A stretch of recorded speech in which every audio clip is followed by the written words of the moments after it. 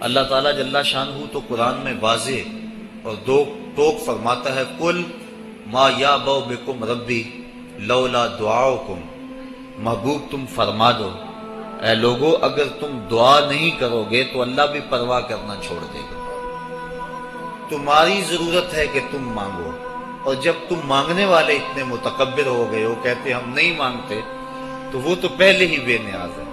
اس لیے تم اگر مانگتے رہو گے وہ تمہاری جھولیاں بھرتا رہے گا، اور اگر تم متکبر ہو جاؤ گے، نہیں پرواہ کرو گے، تو وہ تو پہلے ہی بے نیاز ہے۔ مانگنا تمہاری ضرورت ہے، اس کی ضرورت نہیں ہے کہ وہ تمہیں دے، لہٰذا تم اس سے طلب کرتے رہو، جھولی پھیلا پھیلا کے مانگتے رہو، وہ تمہاری جھولیاں بھرتا رہے گا۔ تو پہلا حق جو ہے، وہ پہلا مقصد ہماری ایسی تقاریب کے انعقاد کا دعائے مغفرت ہے۔ دوسرا مقصد ہماری اس قبیل کی تقریبات کا پسماندگان سے اظہار تعزیت ہے، چونکہ اگر دعا ہی مقصد ہو تو دعا تو گھر بیٹھے بھی ہم کر سکتے تھے۔ اتنے طویل ترین سفر کر کے آج ہر بندہ مصروف ہے، اپنی گوناگوں مصروفیات سے وقت نکال کر آپ یہاں آئے ہیں۔ اگر صرف دعا ہی مقصد ہے تو دعا تو آپ گھر بیٹھے بھی کر سکتے تھے۔ میں بھی اتنی دور سے آیا ہوں، وہاں ہاتھ اٹھا کے دعا کر دیتا، کافی ہو جاتا، لیکن یہاں آنے کا دوسرا مقصد پسماندگان سے ان کے دکھ میں شریک ہونا ہے اور ان سے اظہار تعزیت و محبت کرنا ہے، اور یہ حضور کے عمل اور حضور کے طریقے سے ثابت ہے۔ حضرت ماعز ابن مالک رضی اللہ تعالی عنہ حضور کی خدمت میں جب حاضر ہوئے اور ایک حد کے لیے اپنے آپ کو خود پیش کیا، عرض کی حضور مجھے پاک کر دیجئے۔ میرے آقا کریم نے فرمایا جاؤ اللہ سے معافی مانگو، وہ تمہارے گناہ معاف کر دے گا۔ وہ گئے، معافی مانگی، لیکن بے چینی اور اضطراب ایسا تھا، پھر پلٹ کے آ گئے۔ پھر عرض کی حضور مجھے پاک کر دیجئے، طہرنی یا رسول اللہ صلی اللہ علیہ وسلم۔ حضور نے فرمایا جاؤ نا معافی مانگو اللہ سے، اللہ تمہیں معاف کر دے گا۔ وہ گئے، معافی مانگی، پھر پلٹ آئے اور عرض کی طہرنی، حضور مجھے پاک کر دیجئے۔ قال فیما اطہرک، کہا کس جرم سے پاک کروں؟ بار بار آ جاتے ہو، تمہیں کہا ہے کہ جاؤ اللہ سے معافی مانگو، تمہیں معاف کر دیا جائے گا، لیکن تم پھر پلٹ آتے ہو۔ قال من الزنا، عرض کی حضور مجھ سے زنا سرزد ہو گیا ہوں، میں شادی شدہ، اور شادی شدہ زانی کی جو سزا ہے وہ کڑی بھی ہے، میرے علم میں ہے کہ اسے سنسار کر دیا جائے، وہ دھرتی پہ جینے کے قابل نہیں ہے، لیکن اس کے باوجود میں اقرار کرتا ہوں تاکہ جو آخرت کی سزا ہے اس کے مقابلے میں یہ دنیا کی سزا کچھ بھی نہیں ہے۔ آخرت کی سزا بڑی سخت اور کڑی ہے۔ آقا کریم نے ایک دن حضرت جبریل امین سے پوچھا مجھے جہنم کے عذابوں کا تذکرہ سناؤ، تو انہوں نے عرض کی حضور اخف العذاب، سب سے خفیف اور ہلکا عذاب یہ ہوگا کہ جہنمی کے پاؤں میں آگ کا جوتا رکھا جائے گا، پورا باقی بدن سلامت ہوگا، صرف پاؤں میں آگ کے جوتے رکھے جائیں گے۔ یاغلی منہما دماغہ، جوتے پاؤں میں ہوں گے لیکن اس کی حدت، تپش اور گرمی سے دماغ پگھل کے ناک اور کانوں کے راستے سے باہر آ جائے گا۔ یہ سب سے ہلکے عذاب کی کیفیت ہے، اور جو سخت عذاب ہیں العیاذ باللہ۔ تو عرض کی حضور میں آخرت کے عذاب سے اس دنیا کے دکھ کو ترجیح دیتا ہوں، تو میں خود اقرار کرتا ہوں میرے اوپر حد شرعی نافذ کر دیجئے تاکہ میں پاک ہو جاؤں۔ آقا کریم نے فرمایا کہ انہوں نے نشہ تو نہیں کیا ہوا؟ ایک صاحب اٹھے، منہ سونگا، عرض کی نہیں حضور ایسی کوئی کیفیت نہیں۔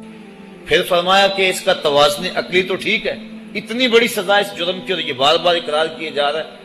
تو صحابہ نے عرض کی حضور صحیح الحواس ہیں، اور اتنے میں وہ 4-5 مرتبہ اپنے اس جرم کا اقرار کر چکے۔ اب گواہ کی کوئی ضرورت نہیں تھی، جب وہ خود اقراری تھے تو آقا کریم نے فرمایا ان کو سنسار کر دو۔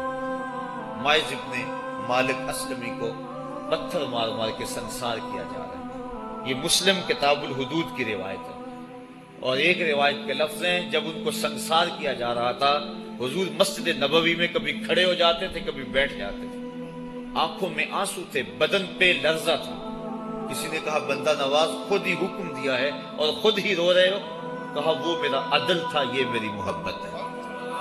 مبتلائے درد ہو کوئی عذب روتی ہے آنکھ، کس قدر ہم درد سارے جسم کی ہوتی ہے آنکھ۔ تو جب معاذ ابن مالک اسلمی کو سنسار کر دیا گیا تو حضور ان کے جنازے کے لیے خود گئے. کسی کی زبان سے نکلا لو معاذ نے زنا کیا تھا. میرے آقا کے چہرے پہ غصے کے آثار ظاہر ہوئے. فرمایا خبردار اگر کسی نے میرے معاذ پہ بات کی، اگر اس نے زنا کیا تھا تو میں نے پتھر نہیں مروائے. میرے معاذ نے ایسی سچی توبہ کی ہے اگر روئے زمین کے تمام لوگوں میں اسے تقسیم کر دیا جائے لکفاہم، سب کی مغفرت ہو جائے. یعنی اپنے آپ کو خود پیش کیا ہے. اور جب کوئی شخص حد شرعی اپنے اوپر قبول کر لیتا ہے بخوشی تو وہ ایسے ہوتا ہے جس طرح ابھی ماں کے پیٹ سے اس نے جنم لیا ہو. تو فرمایا اگر اس کی توبہ تمام روئے زمین کے مسلمانوں میں تقسیم کر دی جائے لکفاہم، تو ان کے لیے کافی ہو جائے. اب حضرت معاذ ابن مالک اسلمی تدفین ان کی کر دی گئی. ان کی وفات کا دوسرا دن تھا یا ان کی وفات کا تیسرا دن تھا. صحابہ کو شک تھا کہ دوسرا ہے یا تیسرا. حضور علیہ السلام راوی شک سے بیان کرتا ہے اور ہمیں شک کا فائدہ مل گیا. تو حضور ان کے ہاں تشریف لے گئے. وہم جلوس، جب حضور گئے تو صحابہ بیٹھے ہوئے تھے. اور آقا کریم نے جا کے فرمایا کہ استغفروا لمعاذ، اپنے بھائی معاذ کے لیے استغفار کرو، اس کے لیے بخشش کی دعا کرو. اور یہی ہم کرتے ہیں کہ لوگ بیٹھے ہوتے ہیں، ہم جا کہتے ہیں کہ استغفار کرو، دعا کرو، فاتحہ پڑھو.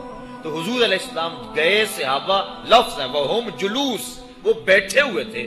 اور آقا کریم نے فرمایا استغفروا لمعاذ، معاذ ابن مالک کے لیے مغفرت کی دعا کرو، ان کے لیے ہاتھ اٹھاؤ. صحابہ نے حضور کی معیت میں ان کے لیے استغفار کیا اور مغفرت کی دعا کی. اب سوال یہ ہے کہ اگر دعا ہی مقصود تھا تو دعا تو مسجد نبوی میں بھی ہو سکتی تھی، حجرہ عائشہ میں بھی ہو سکتی تھی، ستون تہجد کے پاس بھی ہو سکتی تھی. دعا نماز جنازہ خود دعا ہے. پھر میرے آقا فرما چکے ہیں اس کی توبہ تو اوروں میں بانٹی جائے تو ان کی بھی مغفرت ہو جائے. پھر حضور ان کے ہاں کیوں گئے؟ اس لیے کہ ان کے پسماندگان سے تعزیت کرنی تھی. اور جن کے گھر حضور گئے ہوں گے کوئی دکھ رہا ہوگا.